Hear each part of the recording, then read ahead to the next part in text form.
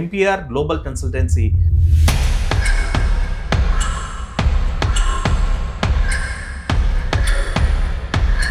ప్రతి తల్లిదండ్రి లేదనుకుంటే ఇంటర్ అయిపోయిన ప్రతి స్టూడెంట్ డ్రీమ్ అన్న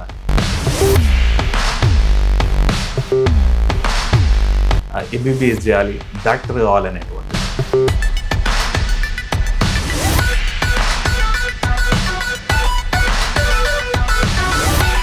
డబ్బులు లేని families, below middle class families ఎవరైతే డబ్బు లేని వాళ్ళు ఉంటారో వాళ్ళకి ఈ ఎంబీబీఎస్ అనేది చాలా ఉపయోగపడుతుంది.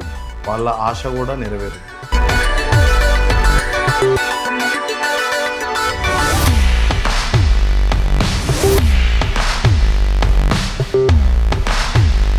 ఫీజులు కట్టించిండ్రు, స్టూడెంట్ ఆడిపోయిన తర్వాత ఆడ అసలు ఫిజికల్ ఎగ్జిస్టెన్స్ లేదు అనేటువంటిది మాట.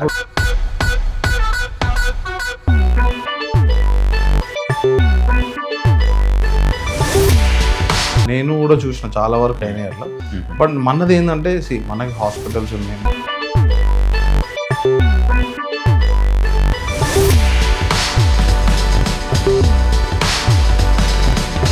నీట్ అప్పుడు రాసింది, మంచి ర్యాంక్ వచ్చింది, మళ్ళీ రాయాలని ప్రెజర్ అయ్యి సూసైడ్ కూడా చేసుకున్నాం. డే 1 ఎప్పుడైతే మన ఆఫీస్లో అడుగుపెట్టినప్పటి నుండి వాళ్ళు తిరిగి మళ్ళీ పట్టా తీసుకొని ఇండియాకి వచ్చే వరకు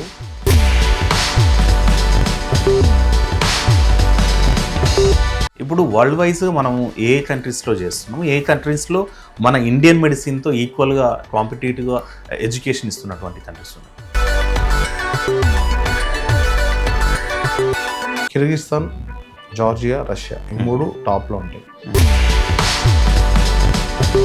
ఫస్ట్ చదువు కంటే ముందు కూడా మన పిల్లలకి కొంచెం ఉప్పు కారం ఎక్కువ తలగాలి. సో మరి ఆ ఫుడ్ ఎట్లుంటుంది అక్కడ? ఎక్కువ స్పైసీ కాదు, లో స్పైసీ కాదు, మీడియం, అందరికీ మిక్స్ అయ్యేటట్టు. ఫారిన్ కంట్రీస్లో కొన్ని చోట్ల ప్రాక్టికల్స్ బాగుండవు, ఎందుకంటే బాడీ మీదనే చేస్తారు ఎక్స్పెరిమెంట్స్, తర్వాత అవన్నీ చూపిస్తేనే డాక్టర్ అవుతారు అనేటువంటిది ఉంటుంది. మీరు అన్నట్టు ఫిలిప్పైన్స్ లాంటి కంట్రీస్, సెంట్రల్ అమెరికా లాంటి కంట్రీస్లో ఉండవు.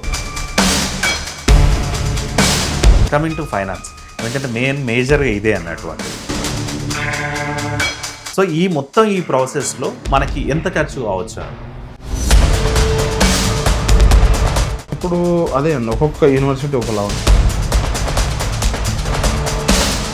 కొద్దిమంది స్టూడెంట్స్ ఏమో అప్రెంటిసెస్ చేసుకొని మనము సైమల్టేనియస్ పీజీ చేసుకుందాం అన్నాడు. అట్లాంటి స్టూడెంట్స్కి ఏమన్నా మీరు జాబ్ ప్లేస్మెంట్స్ కానీ, జాబ్ అసిస్టెంట్స్ కానీ ఏమైనా ఇప్పించేటువంటి ఛాన్స్ ఉంది మన కన్సల్టెన్సీ నుంచి? మనం ప్రతి కన్సల్టెంట్ నుండి, ఎందుకంటే నా హాస్పిటల్లో నా డాక్టర్స్ పనిచేయట్లేదు, అన్నీ ఎక్కడెక్కడో చదివిన వాళ్ళు కూడా వచ్చి మన హాస్పిటల్లో పనిచేస్తారు.